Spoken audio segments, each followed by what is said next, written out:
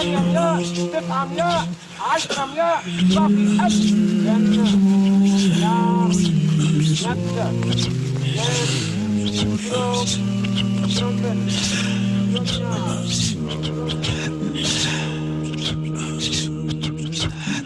Goods sent to the troops by the Committee for the Welfare of Africans in Europe. Goods sent to the troops by the Committee for the Welfare of Africans 26 in Europe. gramophones, 634 records, 26 gramophones, 600 mouth organs, 134 records, 2 guitars complete with 600 pieces and organs, extra strings, 2 guitars, 3 complete with concertinas, pieces and extra strings, 1 cornet, 3 1 concertinas, portable organ, 1 cornet, 2 footballs, 10 football pumps, 1 portable organ, 1 bagatelle ball, 2 footballs, 21 sets of Ludo, 10 football 17 pumps, cricket bats, 1 bagatelle ball, 5 sets of cricket stumps, 21 sets of 6 Ludo, cricket balls, 17 cricket 12 bats, dumbbells, 5 sets 6 of sets cricket of boxing stamps, gloves, 30 sets of dominoes, 6 cricket 30 balls, sets of straps, 12 dumbbells, 39 pairs of 6 mittens, sets of boxing gloves, 2,806 mufflers, 30 sets of dominoes, 1,600 pairs of 30 socks, sets of 600 drafts, pairs of leather 39 gloves, pairs of 600 hymn and prayer books, 2,806 111 song boots, 12 Union 1,600 pairs shirts, of socks, 108 colored 600 pairs handkerchiefs, of leather 1,000, gloves, 2,000, 600 1,250 school primers, 11 3,000 slate pencils, 12 Union Jacks, 1,440 pen holders, 108 colored handkerchiefs, 4,300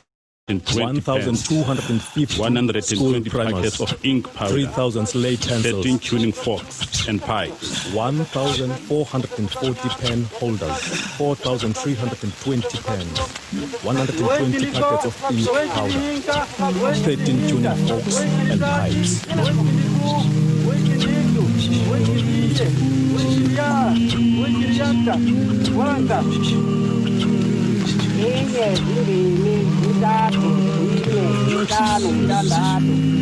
So when you're ready. Thank you.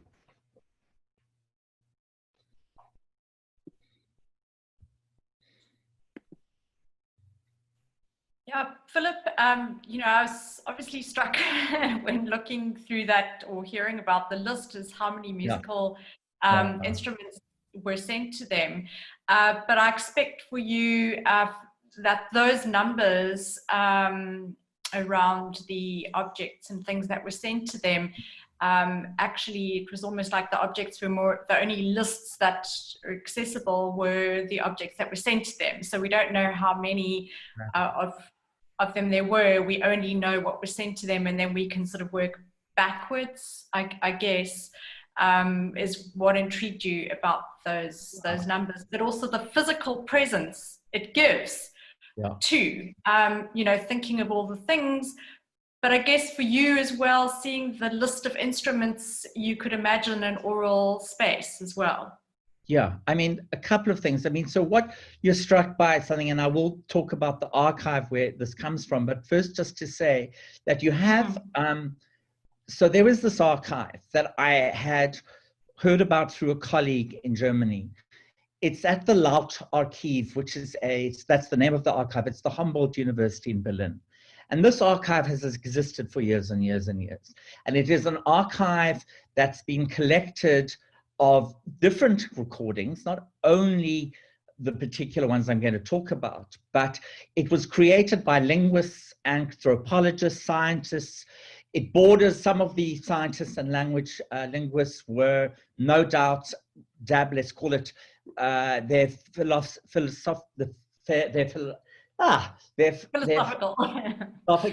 agendas were, well, their agendas were around eugenics. So, and this is what happens is that during the period and just after the First World War, Black soldiers are put into prisoner of war camps and are held in these camps. And the scientists and linguists who are German, who are well-known, people like Wilhelm Stumpf, people like this who are really kind of at the forefront of science and language and psychotherapy as well, psychoanalysis, say, well, let's take advantage of the presence of Black people here in Berlin and let's interview them, record them.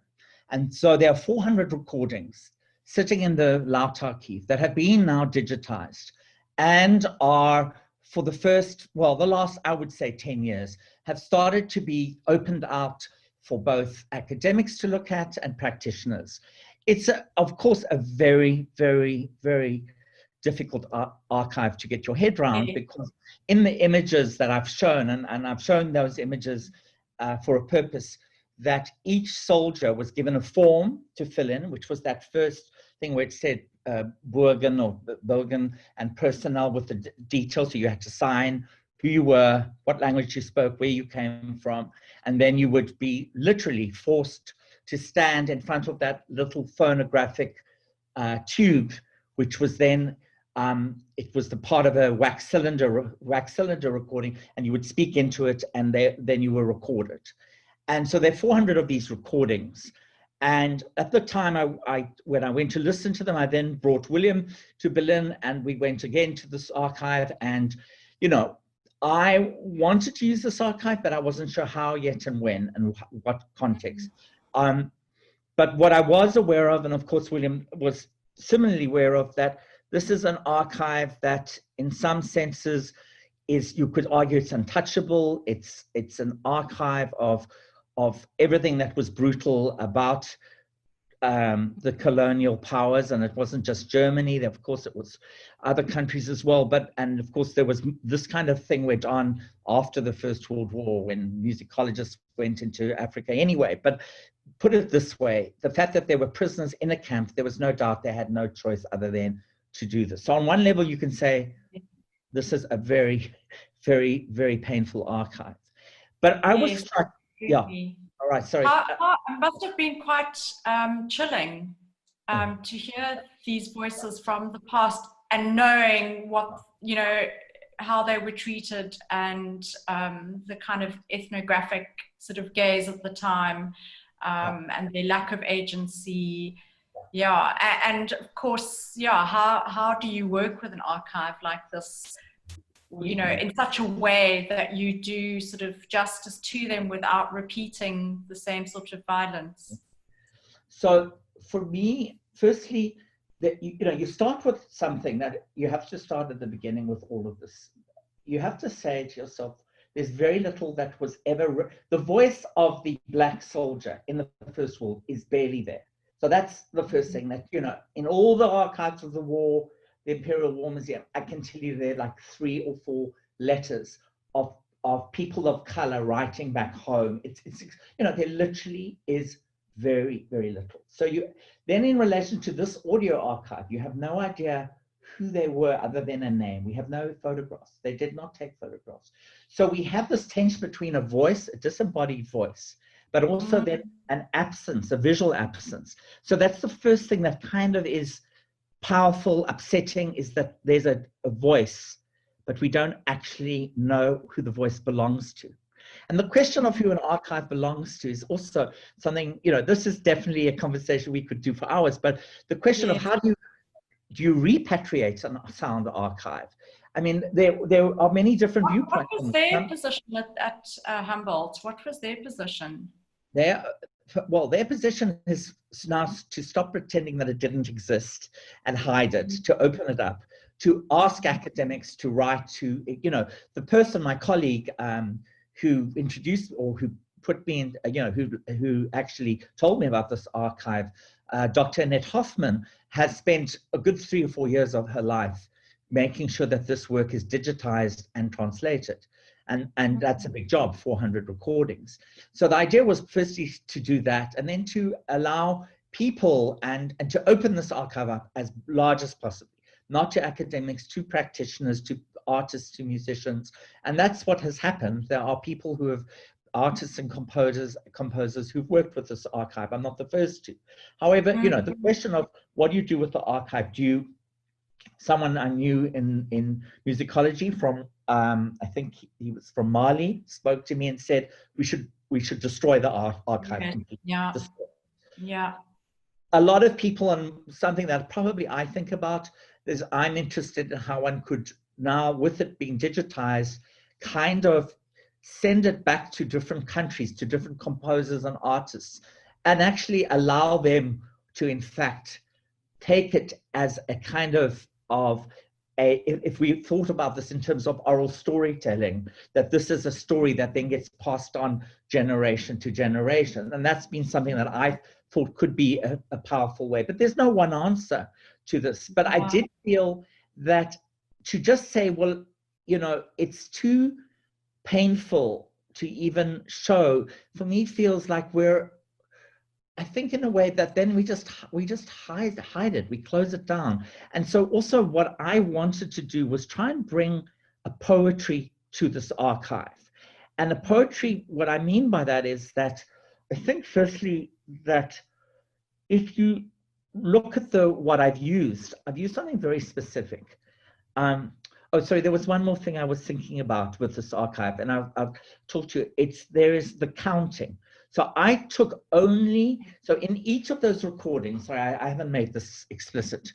In each of 4 sonic strands. Yeah, that's right. There are 4 sonic strands. So you have an archive of the counting, what I call counting. And that comes from the original recordings. And all I did was in each recording, wax cylinder recording, the interrogator asks the prisoner to count to 10 in their mother tongue, whether it's in Wolof, in Swahili, in isiXhosa.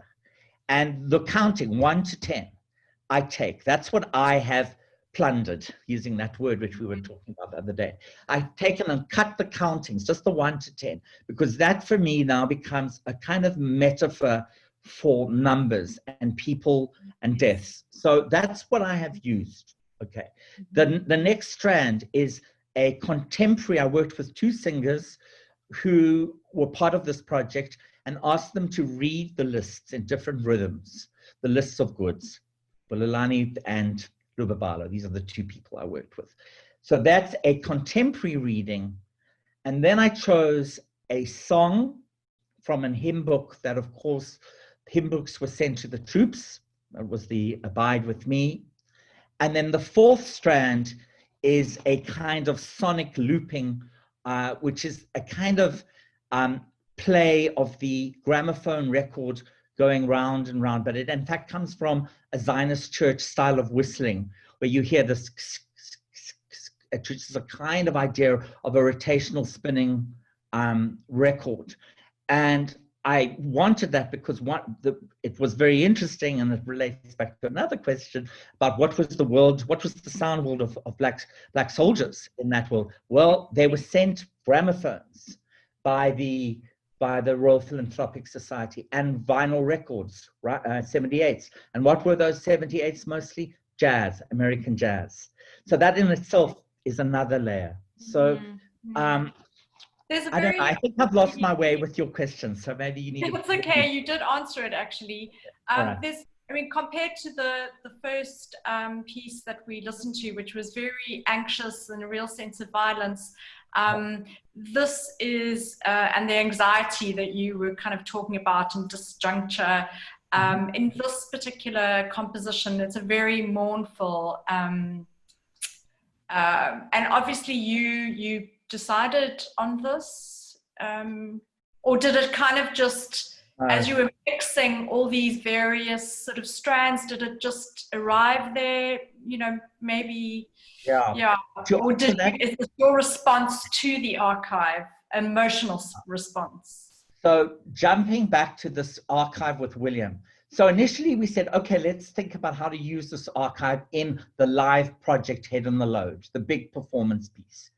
And it became very clear to us that to use this archive, that was probably the most problematic thing to do, because it was so overlaid with other sounds on a stage where there's so much going on. It's a 500-meter long stage, that there was no sense that you could ever give it the kind of space and meaning for it. And so we agreed this wasn't the moment to do it. And so it never got in to the Head on the Load. And I was very thankful, but I always knew that I wanted to work with it in a different way. So what I'm showing you is a piece that has developed sort of in my response to this archive. It's not really any more related to Head on the Load.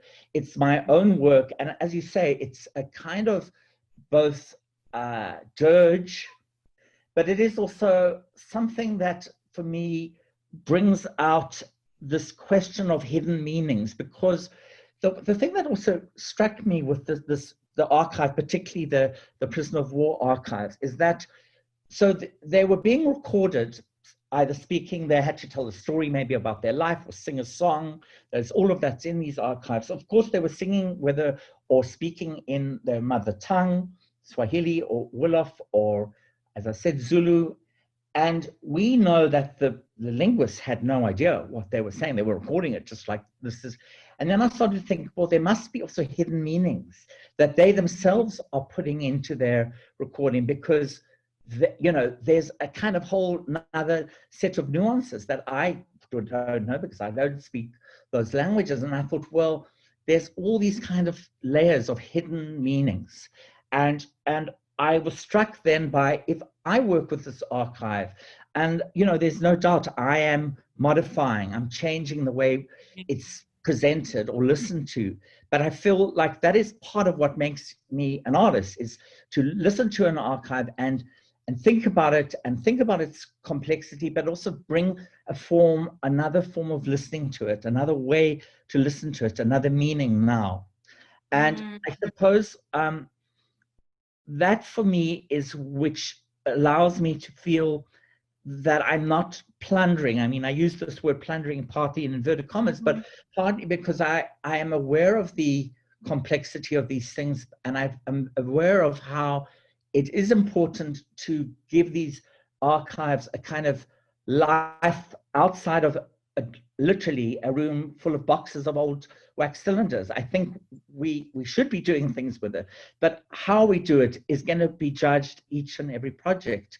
But which gets me to, so this is a work in progress, and why I showed this first part was because I wanted people to see the archive that I was looking at. So the next part is a tiny minute or so of a new idea, well, the work now in progress. So I've asked you that I'm going to work with the artist photographer Joe Ratcliffe, and I'm working with the video designer Catherine Myberg, who's often works with me, with William, on projects. And the idea was going back to, Mary, what you talked about, which was this thing of the object. The object is the artifact, something human made, and is that what in a way is left of all of this? So perhaps just look at it a little bit. And so I should just say that I've been then trying to collect as many objects that relate to the lists of goods. So there's a lot of buying on eBay at the moment. And if anyone here has something that they think might be good for the list, let me know. But I'm going to show just a tiny bit of the video now, just to see where it's going for the next phase of this making of this project. Yeah, okay. So Vicky, when you're ready.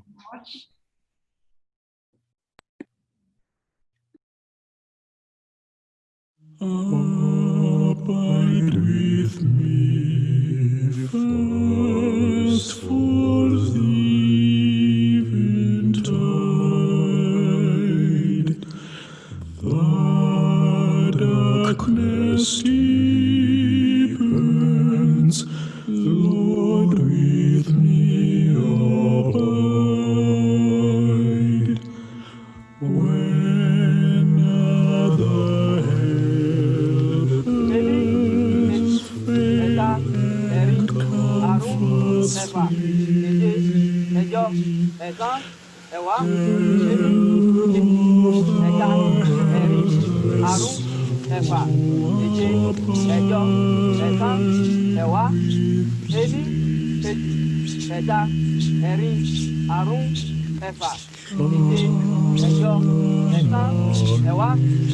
واحد اثنين ثلاثة أربعة خمسة ستة سبعة ثمانية تسعة 10 11 12 13 14 15 16 17 18 19 20 30 40 50 60 70 80 90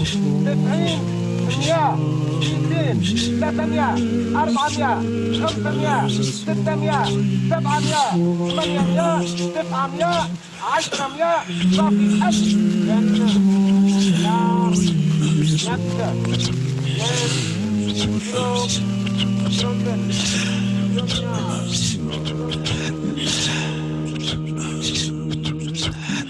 Goods sent to the troops by the Committee for the Welfare of Africans in Europe. Goods sent to the troops by the Committee for the Welfare of Africans 26 in Europe. gramophones, 634 records, 26 gramophones, 600 mouth organs, 234 records. 2 kitchen. Just gives you a little idea of where we're going with visual languages, and it really is first draft to everybody. Yeah. And yes. I Joe said, just tell everyone first draft. So, but it gives them, no, I mean it's interesting. I don't know if you know where it will go, but how it starts where you can't actually see the object. You don't really know what it is, but it has the, you know, sort of focusing in on those traces of history and having gone from one person to another, that sense of ownership at some point. It adds a whole other layer to the kind of work, I think. I did quite enjoy the archival sort of documents. And which I think do seem to be your starting point. You very you start with research and history. You kind of remix the sounds of history, I guess. You're almost like an archival DJ of sorts. I like that. Sounds cool too. Yeah. I keep looking for the phrases to describe your practice. I feel like I quite like that phrase. But yeah, but at the same time, I suppose focusing on the objects is a way of moving away from the people and the voices to some degree, and how the difficulty with dealing with a community of people who can't really speak to us now, and connecting with them. Were you able to discover if they did sort of challenge the situation through these recordings at all, or is that still?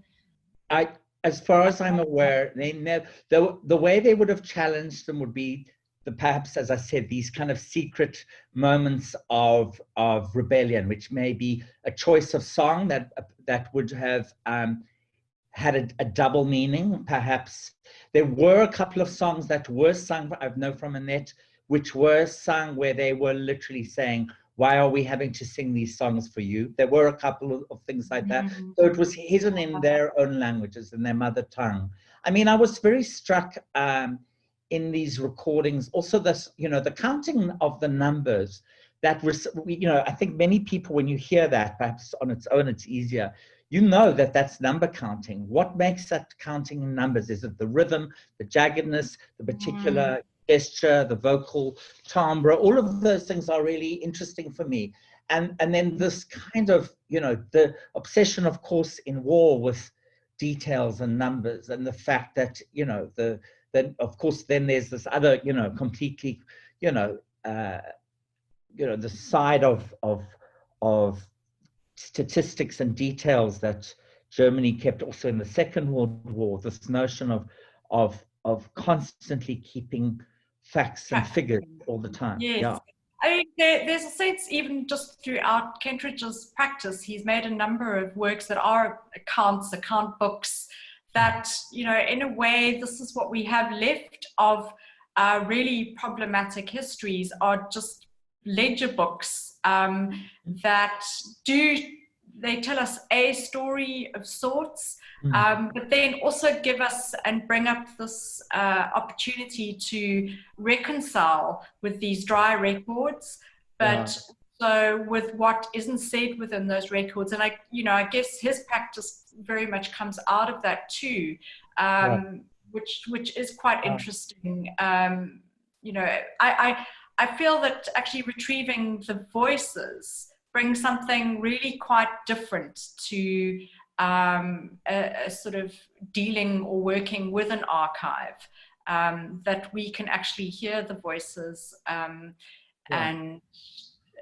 that it's quite a different experience, that which does bring us back to that topic of this essay that really inspired the title of this talk, around triggering memory through sound, and how one always needs a trigger for a memory. Of course, these are not memories that anyone has now, because we're so many generations ahead, but the sense of empathy and empathetic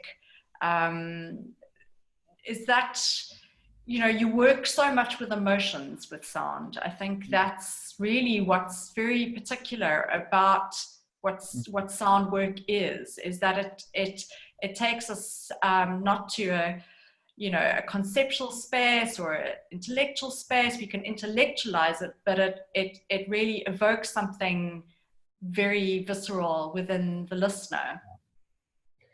Well, I think that sound, I think William Barth talks about the grain of the voice. I'm very always compelled by voice, because voice, firstly, is, often, in fact, it's interesting that, people sometimes think that in Africa, the musical sound of Africa is the drum. It's not true. It's the voice. And we know that from the fact that music is from, San, Khoi tradition. Communal singing is the first thing. Wood, which is what drums are made of course, is sometimes a luxury in different parts of Africa. You won't have so the drum is not necessarily the instrument, it's the voice. And I choose the voice not only because, I think I choose the voice because the voice carries something that comes from within the body, rather than the instrument, whether it's the violin with the bow, or the guitar, the ramki guitar, or a marimba. I like the fact that the voice, it's coming literally out of the body. And that kind of almost internal voice that comes through, and that then connects to our ears, which is then going into our body with the vibrating on the eardrum, and then, sending the impulse to the brain. It's, for me, a very interesting thought of how it's body to body in a way. And I like the idea of everyone, when you listen to something, everyone listens differently, and everyone makes their own memory, or has their own emotion from it. I mean, I like that we're making a new sound meaning. We're making a sound meaning, each and every one of us listening. And it could be because the sound of the counting reflects something of being forced to count at school, or it could, there's so many different, or the abide with me, a Christian hymn that maybe, that takes you to your childhood, that those first hymns you maybe learned at school if you went to a Christian school, or just a quality of voice that reminds you of somebody that you know. I like those, each person having that subjective connection to it, and I have that too. And that's why, this question of that recording, well, I don't speak those languages, and that, Swahili is not my mother tongue, and how, I thought there were two things about that. One, I'm using a very specific set of word text, which is the counting. And I'm using it in a particular way, which is not to try and say meaning beyond the meaning that I'm trying to talk about in my work. And I think one can work with sound in that way. Taken quite a clinical approach. Yeah. As a way of removing yourself or your culpability of working with this material to some degree. I don't know if that's correct. Yeah, I think so. Perhaps we should watch the third one and want to introduce. I think maybe we should jump to influenza, because yes. We will run out of time, and it's a kind of project that's happening now, so maybe that would be good. Yeah. And do you want to introduce it, Philip, or shall we discuss it afterwards? Maybe just a quick introduction, as quick as I can be. So in the first few weeks of COVID, of lockdown, I was, every artist, visual art, everyone, let's just say across the board, doesn't even have to be in our world of arts, we were all struggling with, firstly, the isolation, the fact that many of us had lost all our work. And I was very, very aware of how I wanted to do something to assist a kind of, let's call it a family of musicians, singers, collaborators I've worked with for 20-something years. I tend to work with people who I love working with. We work on it forever and ever, I hope so. And so they are a kind of family. And so we were in touch with each other, and, a large group of the people who are in this project, Influenza 1918, had all lost the work on the big Head and the Load. This big Kentridge production was opening in Johannesburg in April. Right. So it was July. Yeah. And it was a devastating thing. People had no work. And so in conversation and in reading some articles, one by my friend Mark Gavissa, the journalist, I started to pick up about a song that had been written by a very well-known composer, Ruben T. Taluza, in 1918 in response to the Spanish flu epidemic in South Africa. And I then spoke, on with the, as you say, I love the research and the archive. I immediately contacted Professor Howard Phillips, who this is his sort of authority. He's written a book around Spanish flu in South Africa, and we spoke, and I had to then hunt down the song. And after, this was in really lockdown when it was in the first few weeks, and it was very difficult to access the song because even though it is in archives in universities, the universities were closed and I couldn't get into any digital archive. But eventually a musicologist and wonderful writer, Professor Veit Earlman in Texas, wrote to me and said, I have the digital song. So I took the song and I thought about the song and how to reimagine the song. And I asked to put a group of singers together who were all struggling at that moment. And I arranged the song for this group of singers. We used, of course, only cell phones, voice messaging. I made just, I can talk more about the practical, but the song really at this point, maybe we should play it first, was then put together by, I asked them also to make music videos of themselves, videos of themselves in lockdown. So everybody in that video you're now going to see it's a moment of their life in the first 3 weeks of lockdown. And then my partner, Marcus Martin, who lives in Rio, put the video together. So it was a truly international covered piece. But perhaps we can look at it and then you can talk some more to me about it. Yep. Thanks, Vicky.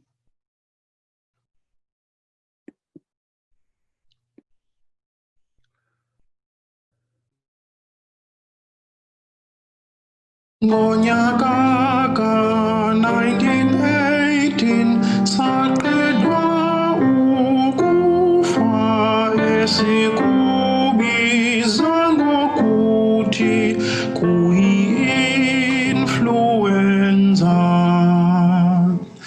Yasiqeda izihlobo esizithandayo,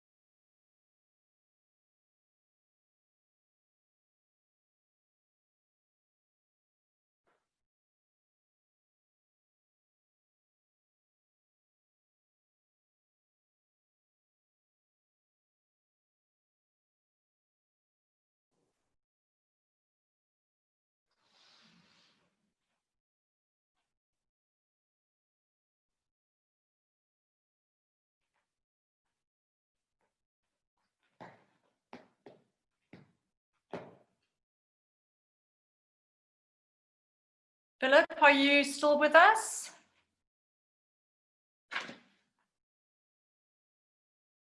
We seem to have lost Philip for a few minutes there. I think while we're waiting for him to return, I just really wanted to reflect on how wonderful it is that he, and sort of typical of him, to bring the sort of unseen voices to the fore, being the behind the scenes, the people who sing and who are part and have been working with him. It's quite fitting. Philip, Sorry. hi. I was just saying that what I like about this particular work, and it's kind of characteristic of the way that your approach is, that you've brought the people from behind the scenes to the foreground. You know, the sort of the hidden, not the hidden voices, because we have the voices, but the people from behind the scenes who are seen sort of waiting. Sorry. Yeah. Gosh, what is happening? I'm having technological. I'm just going to ignore the phone now. Okay. Yeah, I mean, I think the importance of this piece became about firstly celebrating this composer who was really very, very well known, Ruben Kaluza. He was a composer, kind of grew up with a missionary, kind of from missionary education from the Eastern Cape. He, in fact, was part of the African modernist movement, and so he was hanging out with Sol Plaatjes. He really was kind of pushing himself, in fact, out of the, let's call it the Christian 4-part harmony Western hymn tradition, and trying to actually, was influenced by jazz, ragtime. And so I found that interesting in itself, he as a composer. Then, of course, the lyrics themselves are very interesting, which talk about being really, I mean, they themselves have a kind of moral messaging, which you can like or not like, which, as if you've seen I hope you saw the subtitles that were there is a kind of message that if you are straying and having a hedonistic lifestyle, you need to come back to good Christian values, and that this is in a way a kind of the hidden messages that this is that the Spanish flu is a kind of punishment for us losing one's way, which, you know, is difficult. However, having said that, I thought there was something powerful anyway in this, in the song, in its beauty, and I very much shared the singers, my thoughts with the singers, and we agreed to do it together. And on a very practical note, we decided to use the song as a fundraising platform for really our family of singers. And when I say our family, it's a group of 30, 40 different singers who are, and musicians, not just singers, who I know are needing help. And so we put it onto all the social media, and it's been amazing. We have had an amazing response, and it was really important to do something that both we could make something, but at the same time help our colleagues, Yes. and I suppose for me, I've been very enriched by these collaborations, because these are not, I suppose, maybe, I wished I'd had more opportunity. I don't always work with orchestras, and huge, where you walk in, you work with an orchestra for a week and then you leave and you never really get to know anyone. The people I work with, I've built really strong relationships. I know their families, I know their children, I know things about them. And so it felt a very connected project over this time. I don't know if you have some questions, around this. Yeah.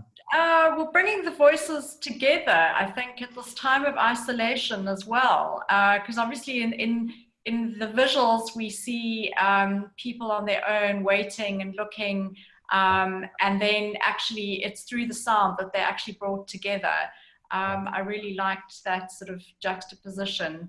But what I also thought about, given this time, but also perhaps within the context of your practice, is that, with Zoom and this conversation, we can't really see the audience. We're sort of performing, at a remove, which to some degree has defined the way you've created compositions and works, is that you're not in the physical space with the audience. Which, isn't necessarily extraordinary for a composer, artist, but I just wanted to ask you about that. I mean, there's some kind of, in some senses, there's a kind of relief. I mean, if I look at a project like Head in the Load with William, or one of my other, where it was, these are enormous workshops. It's a factory of people, of designers and choreographers and and engineers. They're all working in this huge factory of this project, and it's kind of hectic and it's intense, and often you're in a space all together and there's so much going on, and there's William at the center of all of this kind of conducting, and it's very intense. It can be sometimes very stressful, and the quietness and the kind of, I suppose, in a way, there is a sort, when I say quietness, the kind of intimacy, which sounds odd above Zoom because it's not intimate, but yet there's a kind of intimacy, a one-on-one. Each of the singers that you hear, I had to work with them. I'd send them what would be the backing track. They would sing it back to me as a voice message. So with these little messages being sent backwards and forwards, I'd say, I love this part, but can you change that? And so we'd have these little voice messages to each other. And that's a very different way, very intimate, very personal. It's like having these little literally telephone conversations with people. I should add, maybe, I should just add that it's been such a beautiful project, and so many of the singers who I've worked with have continued to want to do more with this project, and particularly to explore the oeuvre and the amazing work of Ruben T. Faluza. So next week we release our next song, which is Eland Act, which is called Land Act, which is a song that he wrote in response to the Land Act of 1913. And so I've sort of let everyone know this is the next one, which is a very different song to what you've heard, and hopefully quite provocative. And are you going to be working in the same way, remotely sending? Yeah, exactly. We've worked exactly the same way. Yeah. And as you say, it's allowed for a different kind of intimacy. But I wonder if there aren't some questions from the audience, if anybody would like to. I know people often with these chats, or they can, I'm not sure if they can unmute themselves, but if you have any questions for Philip, you can write them out now. Yes, so obviously can people still donate to this project? Yes, it's very much so. There is a, at the end of the, let's call it the music video, there's either a there's a scanning QR code for those who want to use SnapScan, or there's a PayPal reference, which takes you, and people often say, oh, but we don't have PayPal. It's okay, because PayPal allows you to use a South African credit card if you're able to. And next week, when the new video goes on, if you want to just wait, which will go on next week, there'll also be now a proper bank account called Mizo Relief SA. We've been very lucky. I will boast by saying we're over 150,000 Rand from a very small little initiative, and we really are helping more and more people to literally, each person that gets assistance is really being able to afford some proper groceries, to eat, some data, because we have cell phone companies that don't want to make data free or reduced, which is a real obstacle to people working during this time, and people just enjoying. I mean, that doesn't just mean artists, it means everyone, school learners. It's a big issue. Like now, and I'll stop talking, but you know, I'm working with a group of young kids from Masiphumelele for a project at the Anne Frank Museum in Holland, and our biggest expense and problem is data, kids not having data, and it's too expensive. Yes, I mean, data should be a basic right, access to data, actually. Anyway. Yeah. Well, in case questions do come up, but I also just thought it could be quite nice. Oh, hang on, I think we've got a question here. Let's see. Okay, so Mary Burton just wanted to know, please let us know how to access the Land Act work. So perhaps let us know where to get hold of that. Is there work, a net fund sale? Is there work being done on the more current sounds of informal settlements and other hidden and marginalized spaces? Okay, maybe I'll try and answer both of these. Well, to answer Mary Burton and saying hello, because we had connections during the Rewind Cantata. So lovely to see you again. And to say, Mary, it'll be on sort of what I call all the social media things, which will be Facebook, Instagram, also on my own website. So it'll be up by next week, I'd say by Tuesday, and that will give you an opportunity to listen to it and to share it with as many people. What I found very effective, because there is, I know, donor fatigue, and a lot of people are just, you know, I'm aware of how, you know, people are just trying to feed other people, you know, and so I understand how it's exhausting because we're being asked so much, but also share with friends overseas, people who you know love the arts, and that sometimes, you know, $5 or $10 is actually a significant amount in South African rands for people. So I've been trying to push that quite a bit. And then there's a next question, which was about current sounds. Yes, about the informal settlements. Yes, so other sorts of sounds and I mean, is this in specific reference to the time now during COVID, or is it just more a general question? Maybe just to I think she's interested in current sounds rather than archival. Yeah. You know, firstly, there are, of course, big archives like my Boya Center. There's big sound archives. You know, I'm also very cautious of just walking into places and recording. So that's another big discussion about how one works with being like it is with the camera, how you enter into a space and not end up being taking without permission, feeling that you're in, you know, it's a careful journey to make. And you know, informal sectors, I work in Masiphumelele a lot, and I'm starting to get to know the community of people. So I would say at some point, I may well want to do that. I mean, I'm working with 16 young women of 12 and 13, and they're giving me video diaries of their life under lockdown in a similar resonance with Anne Frank's diary of what it's been like for them. So there's a kind of sound world. Am I going in there? No, I mean, there's part of me that is horror, you know, the video that went viral of the terrible brutality of the police who took away the man's shack as he was naked. And, you know, I'm nervous of those kind of coming with, I suppose I'm just very careful about how I enter into those spaces. But I think the sounds from that you grew up with, the sounds from your childhood, do you return to those? Yeah. What about plundering your own archive? I have plundered my own archive. I was thinking about putting this piece up for a discussion perhaps at another time, but it is on my website. It's called Special Boy. And I did a few years ago, it was selected at the Spear, when they had the Spear Arts, I've forgotten the name of it, Contemporary Arts. Right. Yeah. And it was a piece using actually a tape recording. I mean, couldn't have been any more difficult for me to listen to it and deal with it. It was a piece of a tape recording of my practicing my speech, thanking my parents before my bar mitzvah. And it dealt with my sexuality, it dealt with the beginnings of listening to a boy's voice at the age of 13, his voice breaking to become a man, but questions around my own gay identity. And so, yes, I have plundered my own archive. And yeah.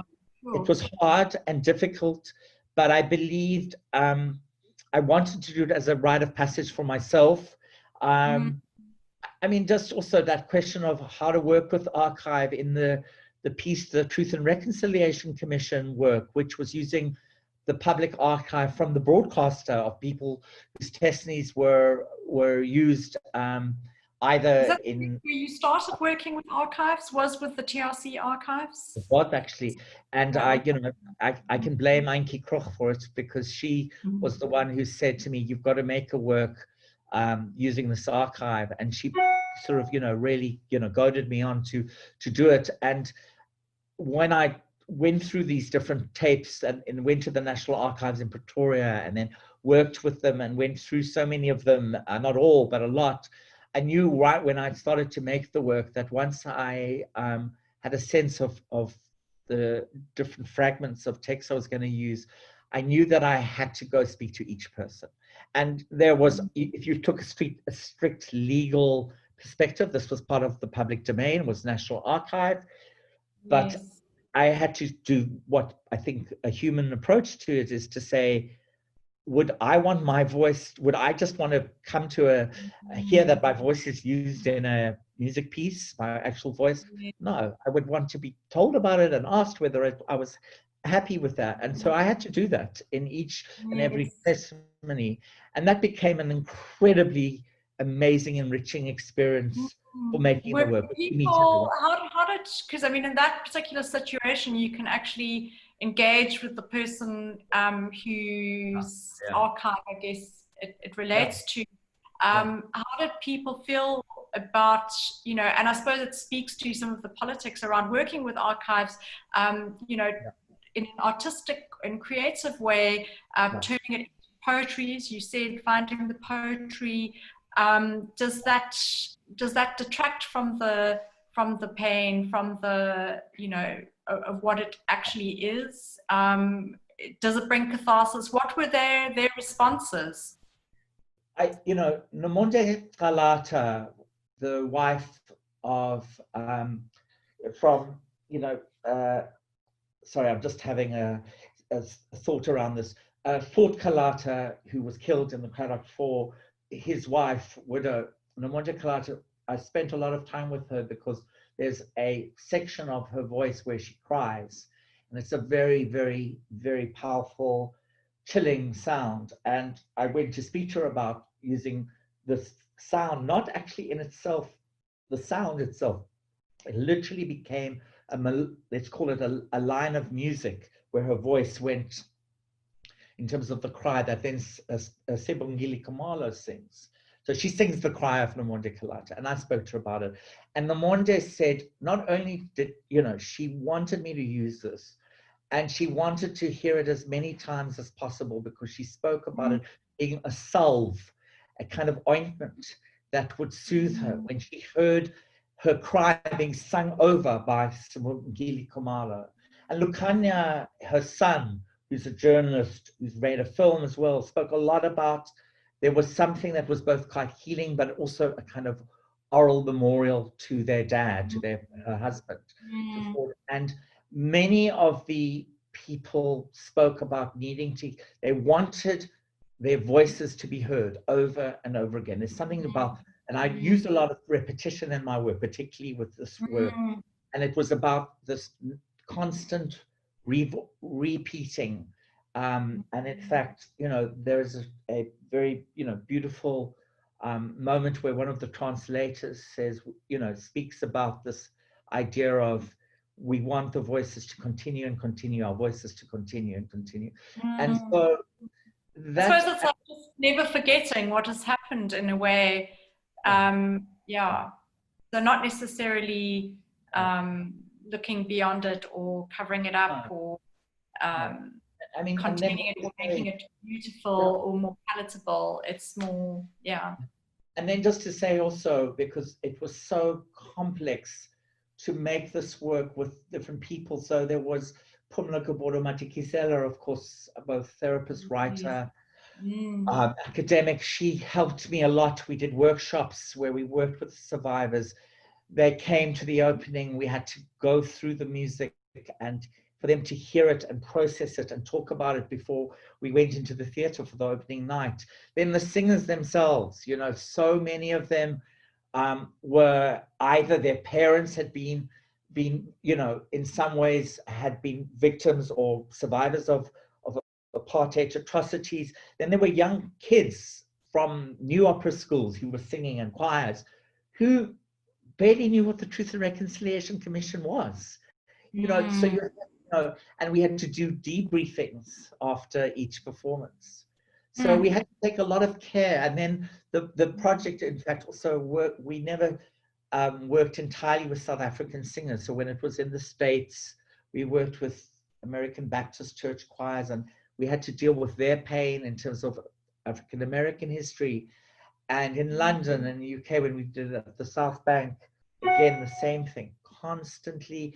Each time it was performed, it had its own life, its own particular way. It took hold of the participants. Well, I think that's perhaps a really good place to end.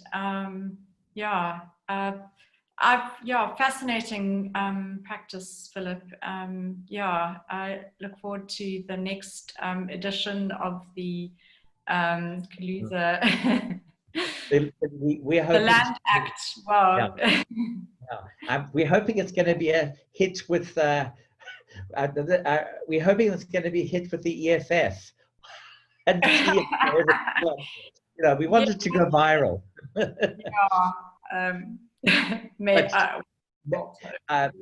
What I wanted to say also is just to thank again you for such a stimulating conversation and for your thoughts around sound and art, and that's been really lovely to talk to you. So thank you for giving me the time. And also, again, Vicky, thank you so much. Thank you to the Norval Foundation for doing this, and thank you for people who are here and who've taken the time. Because there's a lot of Zooms and there's a lot of webinars people have. So I know it's exhausting. By the time the end of the day, it's not always much. Everyone's almost zoomed out. Exactly. But so thank you so much to both of you for your time. And this was really such an interesting talk. And, you know, I know I don't just speak for myself at the foundation when I say, you know, it was, we're very grateful to have you, you know, take some time out and share your thoughts and your knowledge and expertise with us. So thank you very much. A pleasure. Thank you and goodbye to everyone. Don't forget, next week, look out for the next song for our singers and musicians. Okay, bye.